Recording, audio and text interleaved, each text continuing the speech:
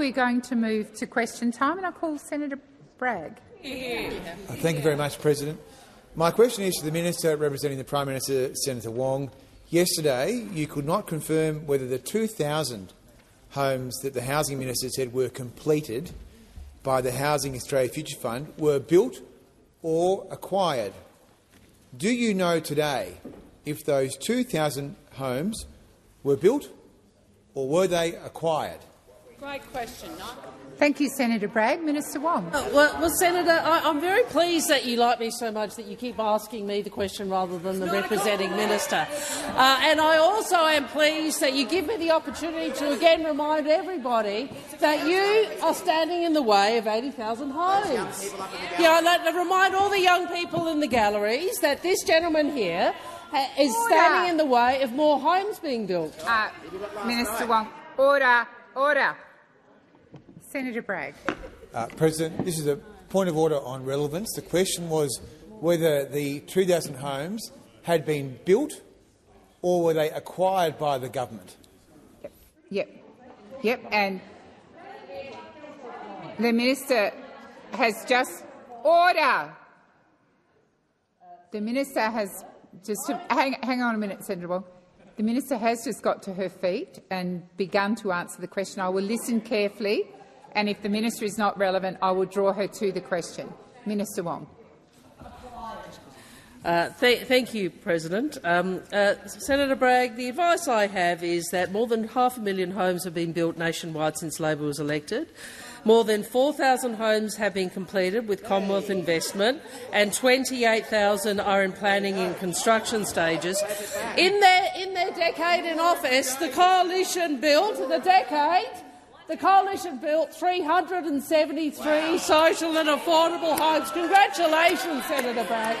Oh, well, that really is quite an achievement, isn't it? 373 homes in a decade. Order. And now Order across the chamber. Senator Watt. Minister, please continue.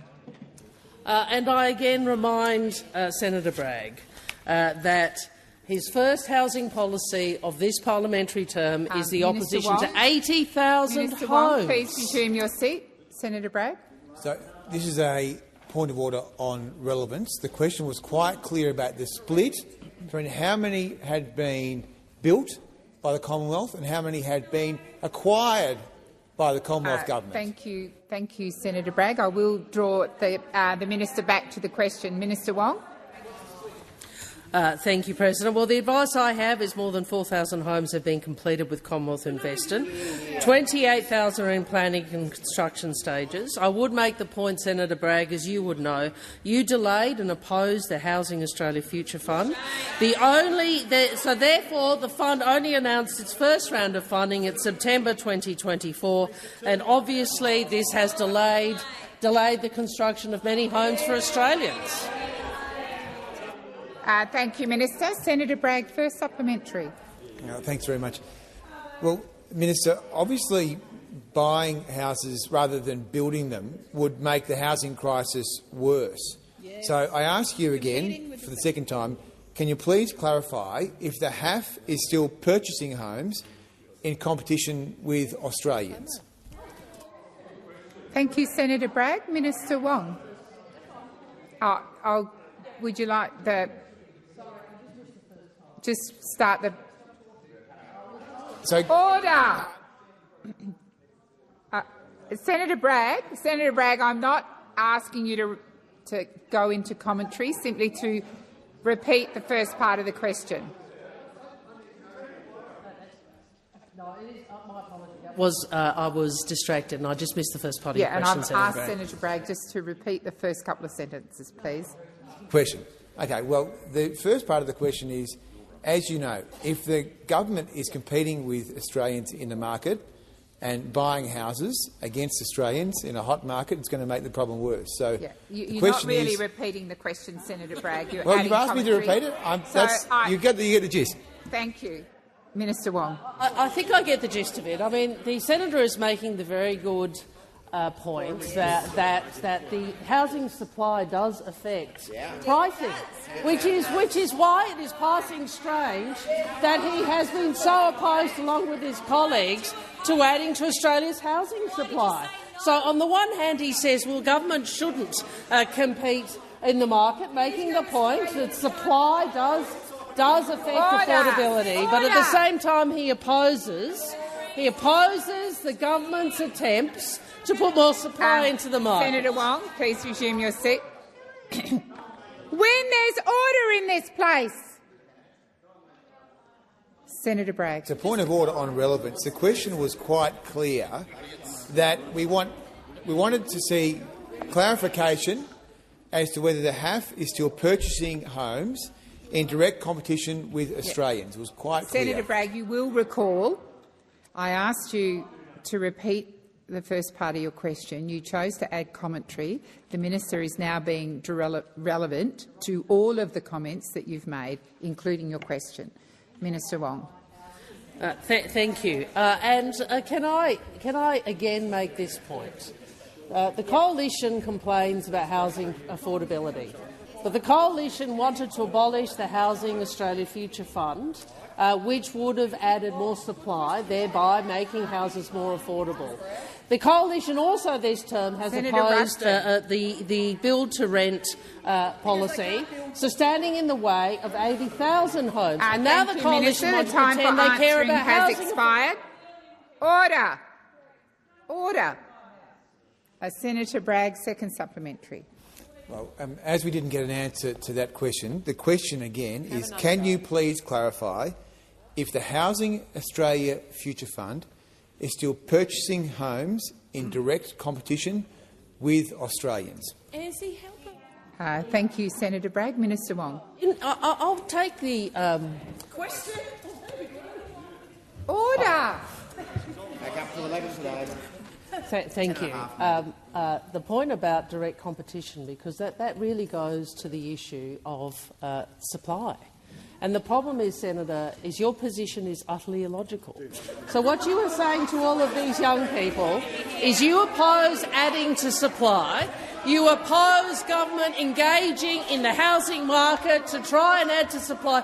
These are facts which you do not like to hear, Order. aren't they, Senator? Minister Wong, please resume your seat. Order. Order. Senator Ruston, the order applies to you. Senator Bragg. Point of order on relevance. The question was quite clear. We're seeking clarification as to whether the Housing Australia Future Fund is purchasing homes in competition with Australians. It was a very clear question. And the minister is being relevant to the question. Senator Bragg. Minister Wong. Senator, can I tell you what we want to do? We want to deliver Housing Australia Future Funds. President, Order. may I answer the question? Order. Order. Is this? Thank you. Minister Wong, please resume. These are the Housing Minister Australia Wong. Future Fund Minister projects. Wong, please resume your seat. Order. Order.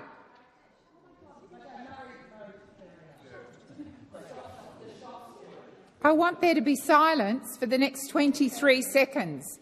Minister Wong. These are the Housing Australia Future Funds projects in your state, Senator Bragg, which you don't want to see delivered. 580 in Merrylands and Regents Park, 144 in Maroubra, 221 in Macquarie Park and Lane Cove, 16 in Coonabarabran and 10 in Casino and South Grafton. These are what you are standing in the way of. Thank you, Minister. Senator Stewart. Thank you, President. My question is to the Minister for Women, Senator Gallagher. Since coming to government in May 2022, advancing women's economic equality has been a core priority of the Albanese government. We want women to have more opportunity and more choices. We want women to earn more and keep more of what they earn.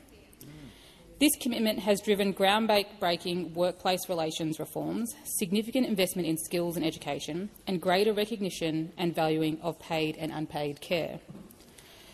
What is the impact of the government's investments and reforms on women's economic equality and on women's daily lives? Thank you, Senator Stewart. Minister Gallagher. Thank you, President. I thank Senator Stewart for the work that she does in advancing women's economic equality and for being part of a very big team of women in the Albanese Labor government. I think the second majority female federal government in history, and for putting all of these issues firmly at the centre of our policy making. The ABS data released on the 14th of August shows that the gender pay gap is at the lowest level ever since records began, at 11.5% still, but that is down from 14.1% in 2022 when we came to government. That means that over a fortnight, women workers are over $500 a fortnight better off with the work that we've done to drive up women's wages and close the gender pay gap. We've also got a record high of women's workforce participation at 63.5%, showing that more women are finding extra hours to work, and this is something that we've been focused on as well. Now, this isn't by accident that we are seeing these results. This is the result of intentional, sustained work, including of many, if not all, of my colleagues on this side of the chamber, to make sure that women workers get a better deal and take home more in their weekly pay packets. This has included the work we've done around pay increases for aged care workers and those coming for early childhood care and education workers.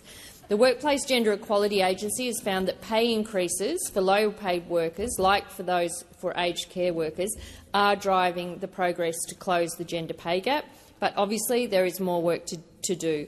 We've made the changes to the Fair Work Act. We've got the gender undervaluation work underway in 5 key awards.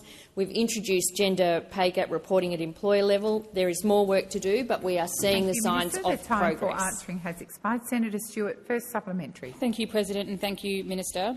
Closing the gender pay gap is essential to ensuring women are paid properly, that their work is valued and that women are retiring with decent retirement savings. What role is the Workplace Gender Equality Agency playing in helping to accelerate closing the gender pay gap? Thank you, Senator Stewart. Minister Gallagher. Thank you, President. I thank Senator Stewart for the supplementary. And senators will know that WGEA's latest progress report was tabled this week. In the 10 years since WGEA's first report, an additional 1.6 million employees are covered by workplace gender equality reporting. And during that time, the gender pay gap has reduced from 28.6% to 21.1%. Employers who have done a gender pay gap analysis has increased from 24% to 68%, and there's been a significant increase in employers with family and domestic violence policies in place. But the report also shows there are areas where progress is too slow. Patterns of industry gender segregation have barely changed in the last 10 years. Women continue to work part-time at much higher rates than men, and in the private sector, women are still underrepresented on governing bodies. But WGEA have done an amazing job. I thank all of them, all of the staff who have contributed over the last 10 years in driving down the gender pay gap. Thank you, Minister. Senator Stewart, second supplementary. Thank you, President, and thank you, Minister. WGEA's progress report shows that progress in addressing industry gender segregation has been slow. Research also shows that industry gender segregation is one of the key drivers of the gender pay gap. What is the extent of industry gender segregation in Australia, and why do we need to challenge this segregation in the interest of our economy? Thank you, Senator Stewart. Minister Gallagher. Thank you, President. I thank Senator Stewart for that supplementary as well. Recently Jobs and Skills Australia have confirmed that only 21% of occupations in Australia could be considered gender balanced. Industry gender segregation is a driver of the gender pay gap, we know that, and there's also a clear correlation between segregated industries and the worker shortages that we're currently facing. So for more than half of occupations in the national shortage, women make up less than 20% of their total workforce. These occupations include metal fitters and machinists, motor mechanics, electricians, when only 2% of the workforce are women, mining engineers, construction managers, software and application programmers. And for 14% of occupations in the national shortage, men make up less than 20% of the total workforce. So this is something that we are going to continue to focus on. We want to make sure that we are dealing with gender segregation and making sure we're getting much more balance across those industries, because it's good for pay and good for addressing workforce shortage. Minister. Senator Duniam. Thank you, President. My question is to the Minister representing the Prime Minister, Senator Wong. Can the minister confirm that the government is working on developing a range of tariffs in the form of a carbon border adjustment mechanism? Thank you, Senator Duniam. Minister Wong. Thank you, President. I'm wondering if this is the next iteration of a scare campaign. But I'm asked about tariffs, and it's a useful question, and I hope that Senator Farrell will be able to contribute more to the chamber later today on this issue, because, of course, what the government is doing is seeking to reduce tariffs. That's right. We're seeking to reduce tariffs. This was one of the issues. My recollection is that the Economic Roundtable did discuss. We have a view on this side of the chamber, and I would have hoped it was a similar view, that tariffs are an impost upon consumers. We have a very clear Minister, view. please resume your seat. Senator Duniam. President, a point of order on direct relevance. I've asked specifically about a particular tariff, not other things the government may or may not be doing. I ask you to draw the minister to the question. I believe the minister is being relevant, but I'll continue to listen carefully. Senator Duniam. Minister Wong. Thank you, President. In relation to I think this is a net zero question fundamentally, obviously, and you might recall. Well, of course it is. Of course it is. Okay, perhaps we should just go through. Perhaps we should just go back to basics. When you try to reduce emissions in your country, you also have to look at what is happening elsewhere. And when you have emissions-intensive industries, you obviously have to look at their competitiveness and consider that in terms of your domestic mechanism. So that's the basic economics of it. That has been taken into account in the safeguard mechanism.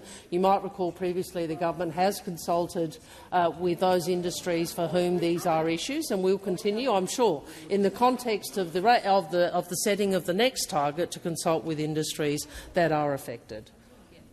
Thank you, Minister. Senator Duniam, first supplementary. I think there is a tariff on the way. Minister, will your government categorically rule out imposing any form of tariff on imports like building materials, fertiliser, fuels, that will only drive up the cost of essentials for all Australians? Thank you, Senator Duniam. Minister Wong. President, I would make the point to those opposite, and I'm conscious that people are interested in this issue. We on this side think that climate change is real. We on this side think that net zero is an important commitment for our economy. We on this side understand that the global economy is moving to net zero, and we have to compete in such Minister a world. Wong, please resume your seat. Senator Cash. Thank you, President. Point of order in relation to direct relevance. There are a number of words that the minister could have referred to: will, your, out, any, of, on.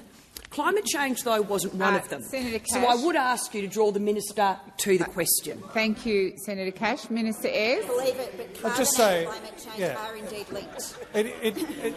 Even a casual listening Senator Ayres, why are you on your feet? Well, apart from stretching, on the point of order. On the point of order. On the point of order, thank you. Order. Order. She's clearly been relevant. The question was about carbon border adjustments, and she was directly referring to it. Thank you, Senators Cash and Senator Ayres. The minister is being relevant, and I will continue to listen to her answers. Thank you, President. Perhaps I should start with this proposition that carbon is relevant to climate. So, if you're dealing with, it turns out if you actually want a policy in relation to climate change, and you want to try and reduce the emissions in your economy to net zero, it turns out you actually have to think about carbon emissions. So, this is part of the sensible economic approach that we are taking to the issue of climate change, and it stands in stark contrast to those opposite. Thank you, Minister. The time for answering has expired. Senator Duniam, second supplementary. Yes, President, thank you. Given the Prime Minister has said, and I quote, "Tariffs are a form of economic self-harm and a recipe for slower growth and higher inflation," given you've also confirmed that the government is pursuing such a tariff, why would Labor seek to impose a carbon border tariff that would ultimately be paid for by all Australian families and businesses? Minister Wong. First, again, he has the senator has misrepresented what I said. Second, unlike you, Senator, we actually believe that it is our responsibility and our mandate from the Australian people to act on climate change. Now, I know that you are still split on the issue of net zero.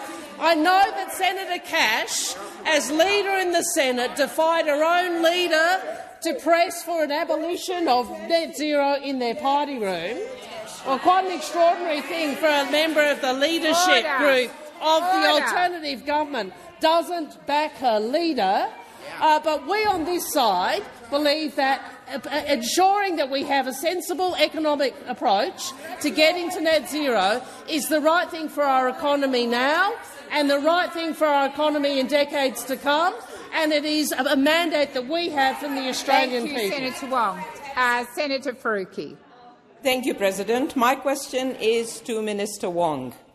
Overnight, all members of the UN Security Council, except Trump's America, backed the IPC's declaration that the famine in Gaza is man-made, with 500,000 people at risk of starvation. By blocking food and aid, Israel has engineered a famine at a scale, pace and severity not seen before to kill Palestinians. More than 2,000 Palestinians have been killed in Israel's death traps while seeking food. More than 300 have been starved to death. Starvation is designed to maximize suffering and is a most barbaric way to kill. Minister, all your words, your outrage, statements and letters have done nothing to stop Israel's genocide and starvation. When will you impose meaningful sanctions on Israel to force them to end this starvation and open up all borders for aid? Thank you, Senator Faruqi. Minister Wong. Thank you, President. We condemn Israel's denial of aid. We have done so with partners. We condemn the killing of civilians seeking to access water and food. We have issued statements with multiple other countries to place pressure on Israel. You may have seen Prime Minister Netanyahu's response. Aid should be delivered. Aid should be delivered. And we think we are all horrified by what is occurring, and I think you can see what this government is seeking to do with other countries to try and find a pathway to peace. Thank you, Minister. Senator Faruqi, first supplementary. The Israeli ambassador to Australia says there is no starvation in Gaza as he spooks Israel's lies and propaganda. The Israeli ambassador represents a rogue, genocidal state that is committing war crime after war crime. Why is he still here? Minister, you yourself have said that you condemn Israel's denial of starvation. When will you expel the Israeli ambassador from Australia? Thank you, Senator Faruqi. Minister Wong. We disagree with the Israeli ambassador's comments. I think that the findings of the UN body that you reference confirm what we have been saying with others for some time. And what the Prime Minister has, if I may, Senator, and what the Prime Minister has called out, where he said very clearly, failing to provide aid is a breach of international law. International law requires that humanitarian assistance be provided. In relation to the diplomatic relationship, Senator, we have diplomatic relationships with many countries. We have diplomatic relationships. Order. We have diplomatic relationships with countries with whom we do not agree. We have those relationships because they are a way in which we can communicate, we can have dialogue, we can express our views, we can assert our interests. That is called diplomacy, and that is what governments do. Thank you, Minister. Senator Faruqi, second supplementary. Thank you, President. Hundreds of thousands of people have been marching in the streets across this country to demand you sanction Israel and end the two-way arms trade. Cricket hero Usman Khawaja has today asked the Prime Minister to take the opportunity to show leadership on Gaza. Will you listen to the people of this country and finally choose leadership over cowardice? Will you finally choose humanity over politics? Thank you, Senator Faruqi. Minister Wong. I hope in this country we can express our views on these issues without seeking to personally diminish others. Certainly that's the approach I seek to take. Yes, the Prime Minister did meet with Mr Khawaja. I also hope to meet with him. I would say in relation to sanctions, you would be aware we have sanctioned Israel.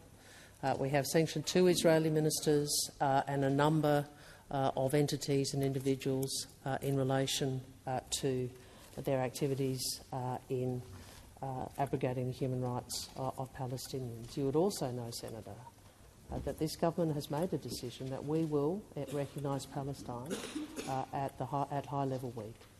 And we've done that in concert with others because we are seeking to find and build a pathway to peace in circumstances where we see a horrific war continuing. So we will continue to do that work with other countries because we are doing what we can internationally. The time for answering has expired. Senator Brown. Thank you, President. My question is to the Minister for Trade and Tourism, Senator Farrell. The Albanese Labor government has been working to make Australia's economy more resilient and our exports more diverse. In improving our relationship with Australia's biggest trading partners, we've seen the removal of over $20 billion in trade impediments with China. What else is the government doing to open new export opportunities and create more well-paying local jobs through trade? Well done. Thank you, Senator Brown. Minister Farrell. Thank you, President, and can I thank Senator Brown for that question that I know is so important for her home state of Tasmania. Australia's economic prosperity is directly linked to open and stable international markets. 1 in 4 Australian jobs relate to trade. Jobs in export industries pay 9% more on average, and 32% of Australia's economic output is supported by trade. I'm proud of what the Albanese Labor government has achieved in the past 3 years. The solid foundations laid for continuing the work of building stronger and deeper trading relationships with international partners.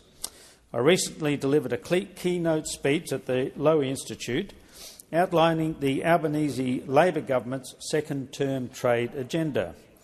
Market diversification will continue to be central to the government's trade agenda. The government will work hard to bring priority agreements into force and progress ongoing negotiations. This includes progressing trade negotiations with the European Union, which would open a market of over 450 million consumers.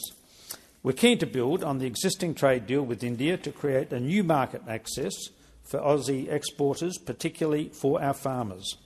And we remain committed to strengthening economic ties with our neighbours by implementing a range of initiatives under the South East Asia Economic Strategy.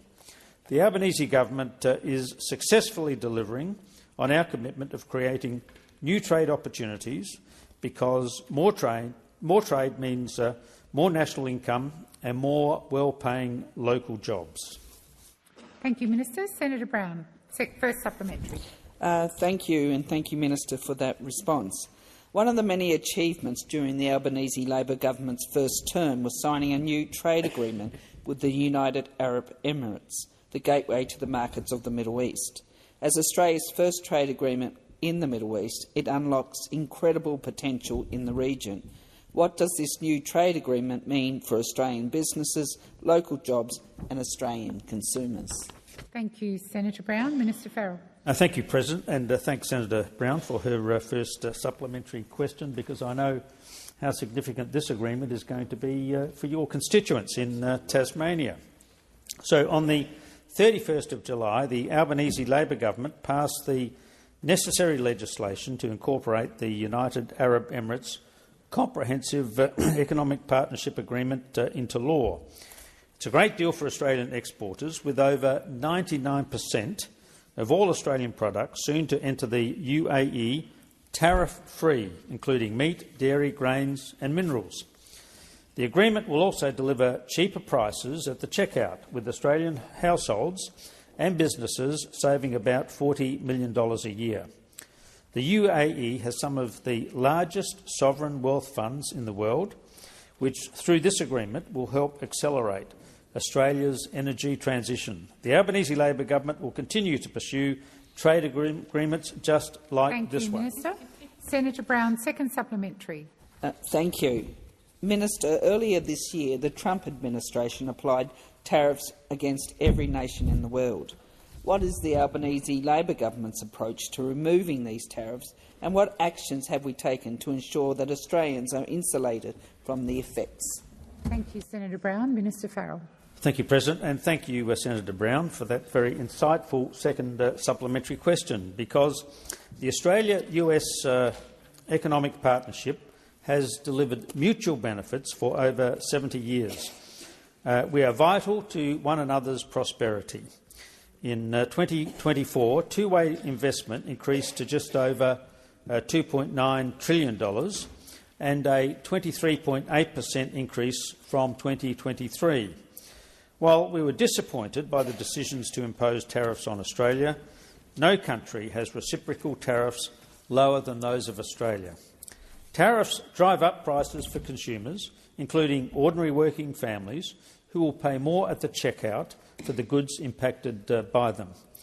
In response to the global uncertainty these tariffs have caused, the Albanese Labor government is implementing a $50 million initiative to support affected sectors and has already completed 5 new business missions to secure and grow new markets.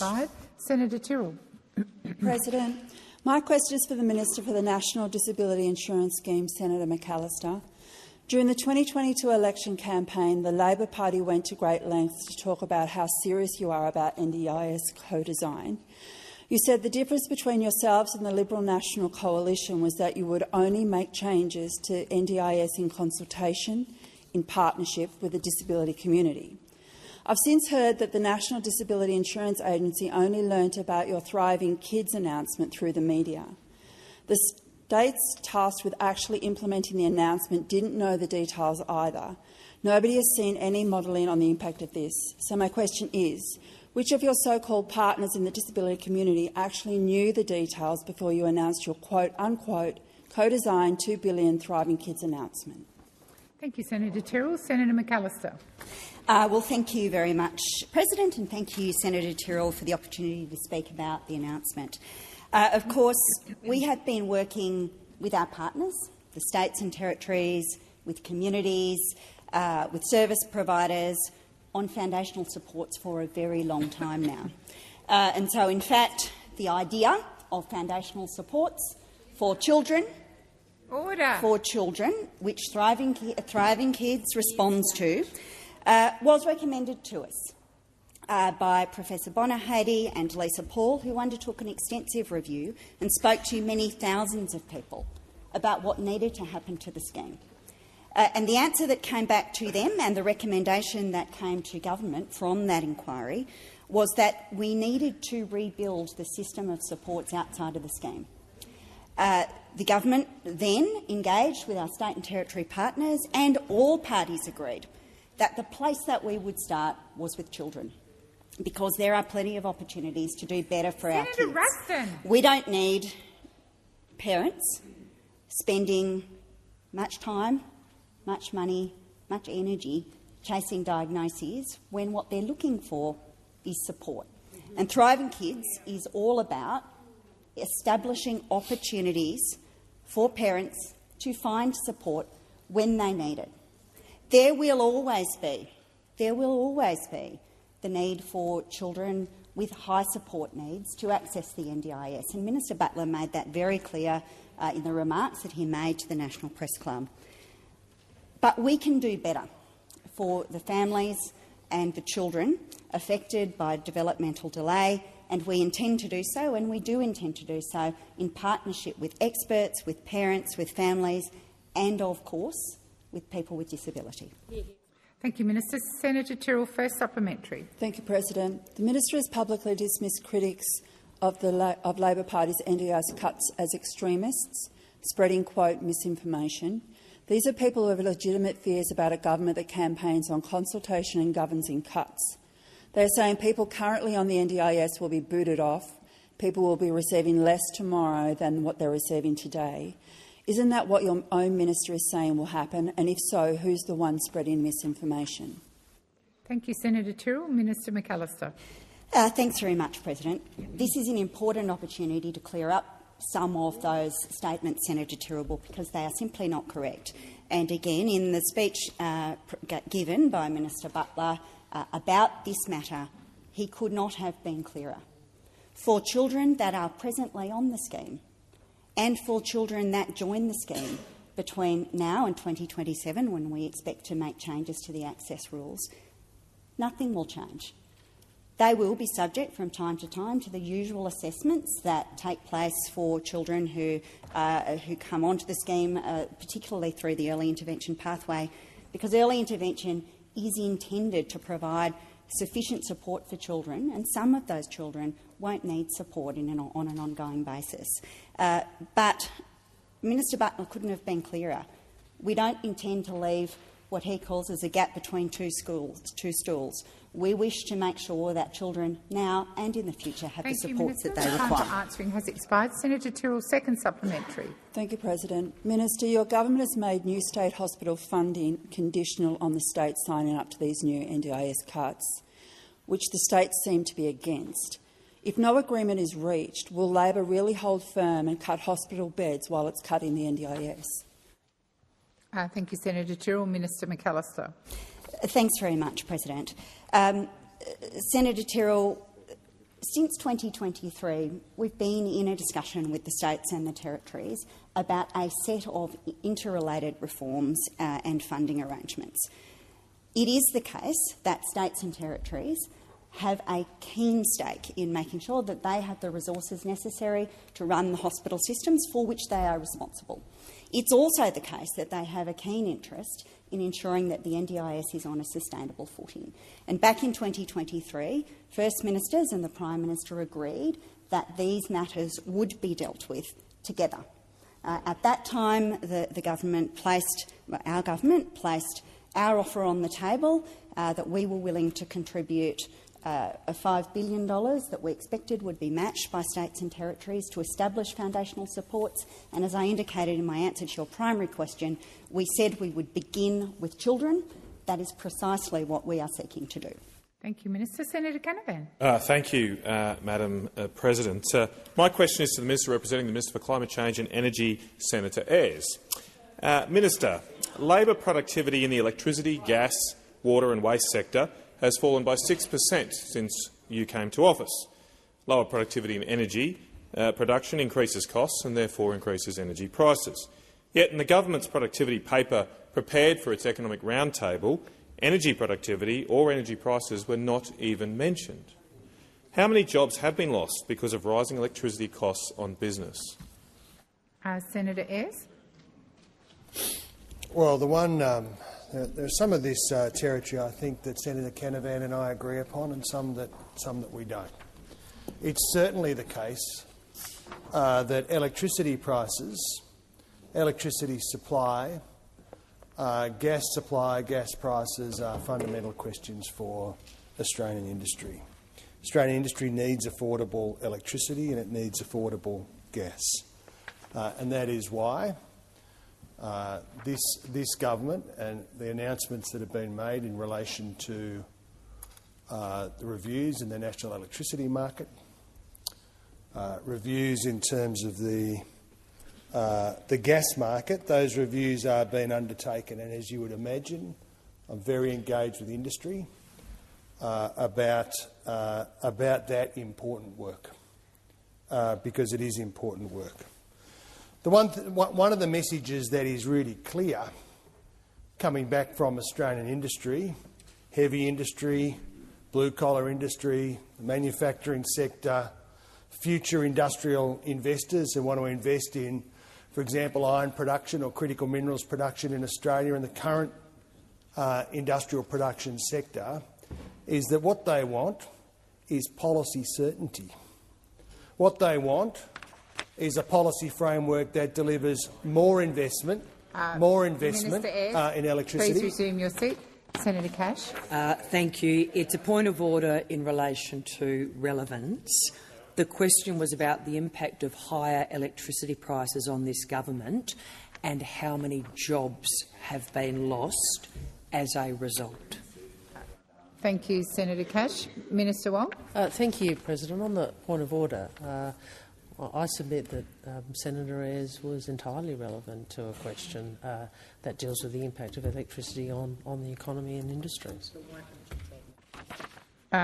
Senator Ayres, I'll draw you to the first part of Senator Canavan's question, which went to gas and electricity prices. Certainly did. It certainly did. And the one thing that would guarantee a sort of bin fire in terms of gas and electricity prices would be the approach urged by those opposite. And the contest, if only we could provide energy in Australia from the sort of hot waffle that's been emerging from the bitter contest for control of the Liberal and National parties over there. What we saw the outcome of that: less electricity, less gas. Minister. Thank you, Minister. Senator Canavan, first supplementary. Sure. Minister, under the Albanese Labor government, electricity prices have skyrocketed by 39%, and yesterday's inflation figures show that electricity prices have gone up by another 13% over the past year. Even after taking out the impacts of the rebates that have ended, electricity prices went up by 5%. The government continues to insist that its investments in wind and solar are the cheapest form of energy. Why are electricity prices going up by so much then? Thank you, Senator Canavan. Minister Ayres. Well, Senator Canavan, I mean, honestly, the last time this show was in government, you promised gas prices between $4 and $6, and when you left office, gas prices were north of $31. North of $31. The only thing. The big challenge in front of Australia, of course, if we are serious about the future of Australian industry, the big challenge in front of Australia is building our modern electricity system as our industries electrify and new industry comes on stream, which will have an increasing demand for electricity, particularly data centres, which is why it is a mystery to all of us why your side of politics went to the last election with a plan to put prices up and to deliver less industrial electricity. Thank you, Senator Ayres. Senator Canavan, second supplementary. Thank you, Madam President. Minister, Australian families and businesses can't keep absorbing higher power bills. On what date will the average annual bill be lower than it was on the 23rd of May 2022, and by how many dollars? Thank you, Senator Canavan. Minister Ayres. Well, electricity prices will be lower when there is more supply. There is more supply now than there ever was when you were in government. We are building electricity generation hand over fist here, and the big obstacle to electricity generation programs and projects in the regions. The big obstacle to transmission projects in the regions, of course, we have to work with regional communities and work these issues through, but it's the silly billies wandering around, stoking fear, stoking resentment.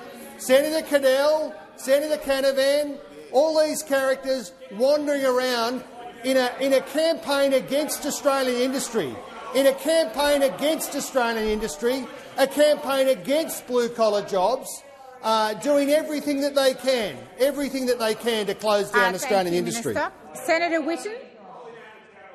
Thank you, President. My question is for the Minister representing the Treasurer, Minister Gallagher. Does Labor accept that record immigration has outpaced investment in Australia and is driving declining productivity rates? Thank you, Senator Whitten. Minister Gallagher. Could I just ask that the question be repeated? I just missed the second part of it. Sorry, Senator. Absolutely. Senator Whitten, just repeat the whole question because it's pretty short. Does Labor accept that record immigration has outpaced investment in Australia and is driving declining productivity rates?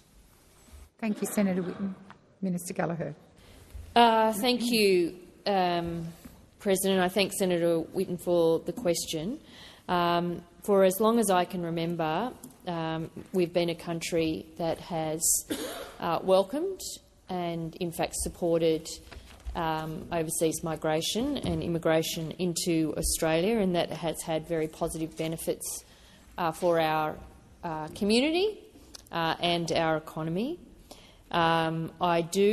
I think if Senator Whitten is linking investment in infrastructure or investment in housing, or I'm not quite sure of the link between what element of investment Senator Whitten is concerned about. But I certainly accept that from state and territory governments, investment in infrastructure for growing cities has been, is a challenge. I wouldn't link it to the overseas migration numbers. We have seen a big, significant pull forward, Senator Whitten, in response to the borders being closed, and some of that have been people that have been here who are staying here and not leaving. Minister Gallagher, please resume your seat. Senator Roberts. Point of order, Chair. The question was really simple, as Senator Gallagher said in the first place.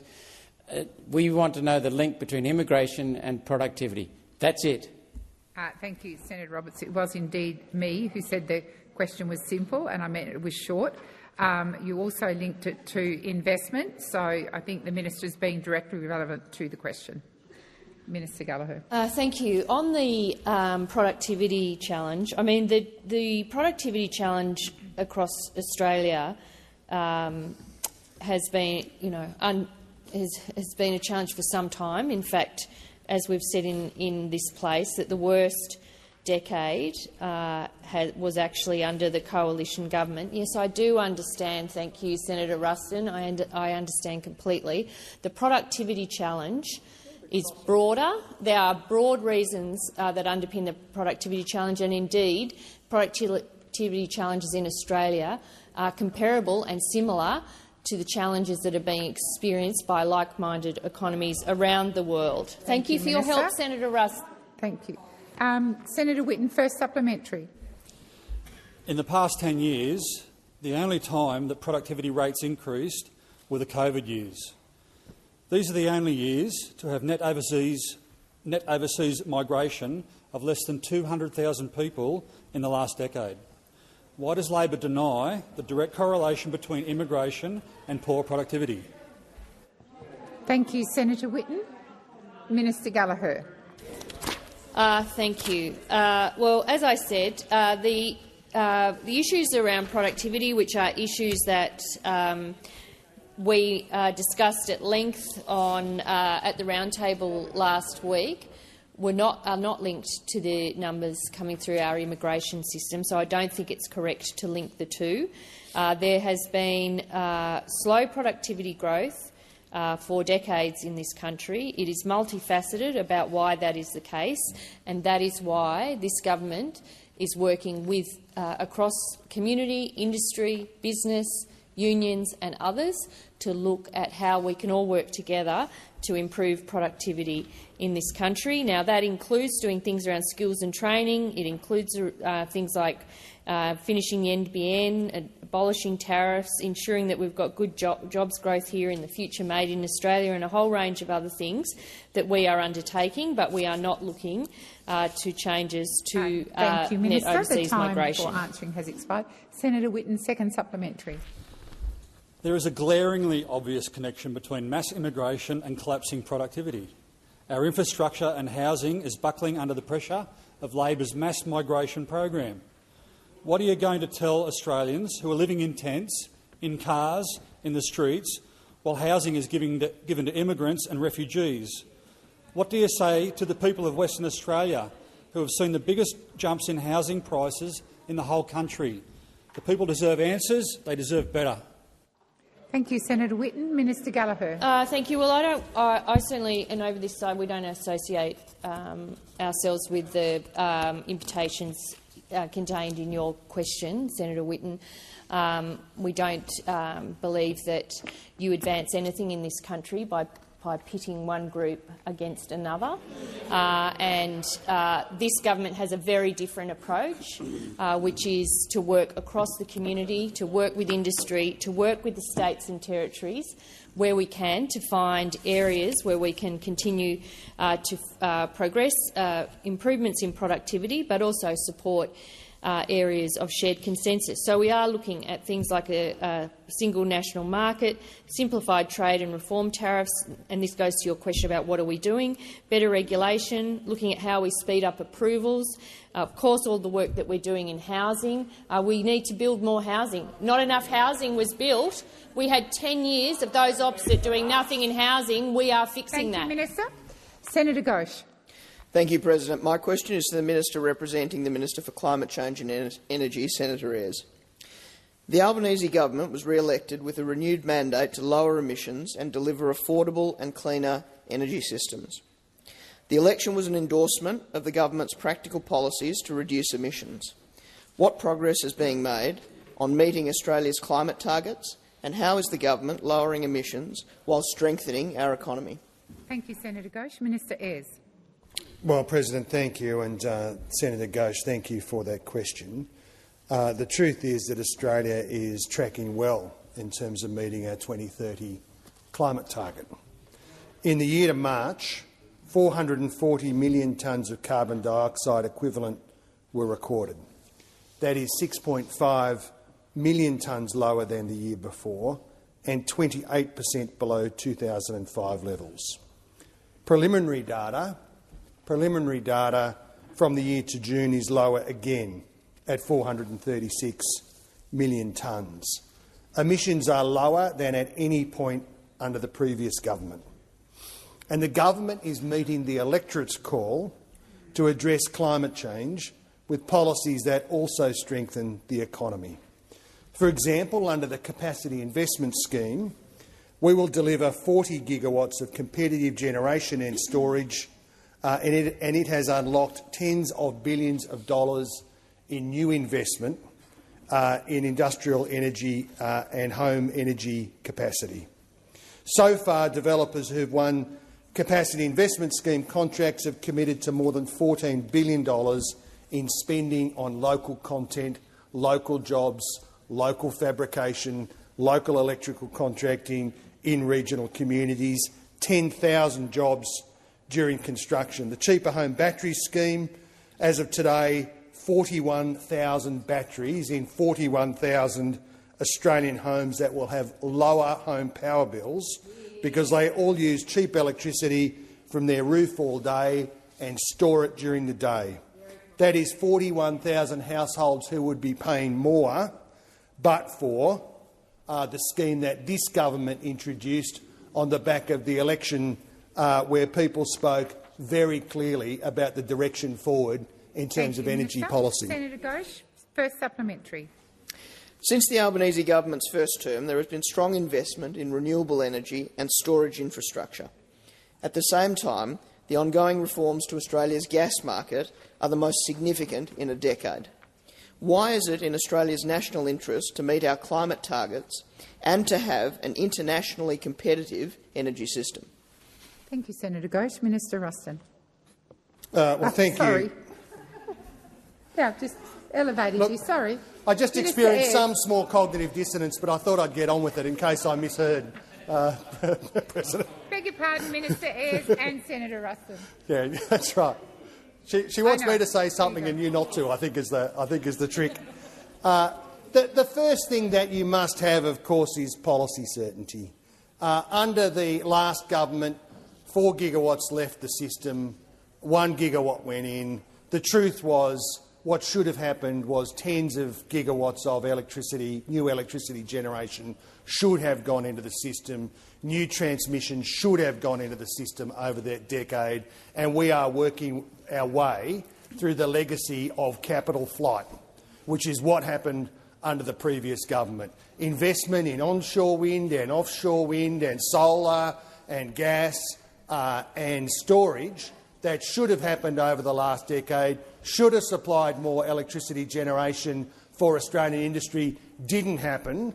Capital flight, disinvestment, industrial challenges, all because this lot opposite could not bring themselves over the course of 22 failed energy policy frameworks. I mean, if you get it wrong once— Thank you, Minister. The time for answering has expired. Senator Ghosh, second supplementary. Thank you, Minister. The economy will be strengthened by the significant investment needed to meet our climate targets and building an internationally competitive energy system. What are the barriers to this investment, and what parts of the community will be affected if it does not occur? Minister Ayres. Well, this is, of course, nation-building work. This work, the work of new wind and new solar and new transmission, is nation-building work. It is blue-collar industry-building work. It is the kind of work that is going to set our regions up for future jobs and future factories and future industries and more economic resilience. And the chief barrier to that, of course, is policy uncertainty. We saw the outcome. We saw the outcome of the kind of policy dysfunction while this lot were in government. We saw the behaviour last year in the lead-up to the election, which saw them proposing a policy framework which would have delivered less electricity, more expensive, and now we can see they haven't learnt their lesson. They're doing the same thing again. They're going back to the well, and what there will be— Thank you, Minister. The time for answering has expired. Senator Ruston. Senator Ruston. Well, sorry, I have Senator Ruston on my list. Senator McLaughlin. Thank you, President. My question is to the Minister representing the Prime Minister, Senator Wong. The devastating South Australian algal bloom now covers 4,500 square kilometres across the coastline and the Great Australian Bight. International scientist and director of the US National Office for Harmful Algal Blooms, Dr Donald Anderson, has labelled this bloom as one of the worst recorded algal blooms in the world. 18 months ago, scientists called for the federal government to monitor the bloom. 5 months ago, scientists and local businesses called for support when marine life washed up dead on our beaches. Minister, when did the South Australian government first officially raise the issue of the algal bloom with the federal government? Thank you, Senator McLaughlin. Minister Wong. Thank you, President, and thank you to Senator McLaughlin for this question. And he might recall that I made a contribution to the Senate in the last sitting week in some detail on the developments regarding the algal bloom in my home state of South Australia. In relation to the first date for government, I will take that. I'll see whether I can provide further information to you. I can say to you that I certainly reached out to the Deputy Premier and Minister for the Environment in early July in relation to this issue. Obviously, I'm sure you, Senator, all South Australians have been very deeply distressed by the loss of marine life, by the state of our coastline and by the ecological the dreadful ecological event that we have seen. I understand that Mr Watt and the Prime Minister have met with a delegation of mayors and local industry members, I believe today, I'm just checking, which a number of senators, South Australian senators and MPs were in attendance to understand that there was an update from the ministers in relation to the government's response to the bloom. I know that Minister Watt went to South Australia, I think it was on the 21st of July, announced some funding. The Prime Minister also visited on the 20th of August to announce further federal support and to inspect the bloom. Now, obviously, this is an event which, as the Deputy Premier has explained publicly, is not unknown in terms of natural causes. But you'd have to say, given what many scientists are saying, the contribution of climate change to this dreadful event is self-evident. Senator McLaughlin, first supplementary. Thank you, President. The South Australian algal bloom is causing great harm. Fisher Pool Germain hasn't caught a fish and Steve Bowley has not sold an oyster for more than 100 days. Stansbury publican Rob Rankin's revenues are down, and Christie's Beach surfer Zoe Brooks has said surfers are getting sick. Minister, noting that there has been a delegation of local government officials, as you've mentioned in your answer, has visited the Prime Minister today, when will the Prime Minister provide the level of support that they have requested? Thank you, Senator McLachlan. Minister Wong. Senator, if I can first, I understand from Senator Watt that he first engaged with Deputy Premier Close in late May or early June, and I'm advised that there has been regular contact since then between the South Australian Minister and the Federal Minister and also the Prime Minister and the Premier. So that's in relation to your first question. In relation to industry support, obviously, part of the $14 million was contributed to a package which included industry support.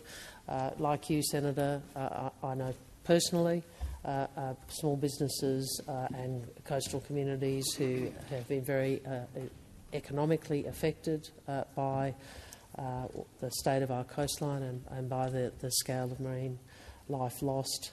Will continue to be engaged with the South Australian Government about this, and we hope that we can see this resolve. Thank you, Minister. The time for answering has expired. Senator McLachlan, second supplementary. Thank you, President.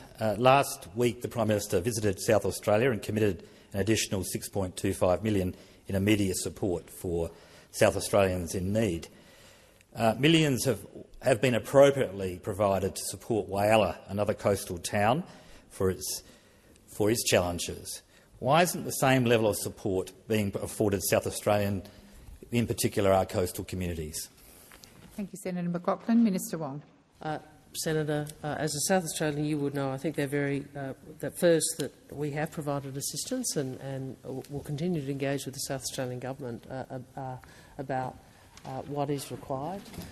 In relation to Whyalla, that is a very important part of the state economy, and you would know, Senator, that successive governments in relation to that steel facility have recognised the importance to the state and to the domestic state and national economy, and also the struggles that many in the steel sector face, or the iron sector face at this time, given global circumstances. So we make no apology for seeking to invest. Order. I'm surprised that a South Australian senator is complaining about investment in Whyalla. I am very surprised that a South Australian senator, not you, Senator, Senator Ruston, complaining about investment in South Australia. Order.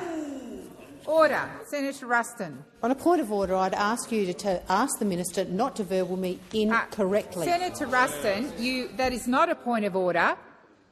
Don't interject. Minister Wong. And I ask the further questions be placed on notice.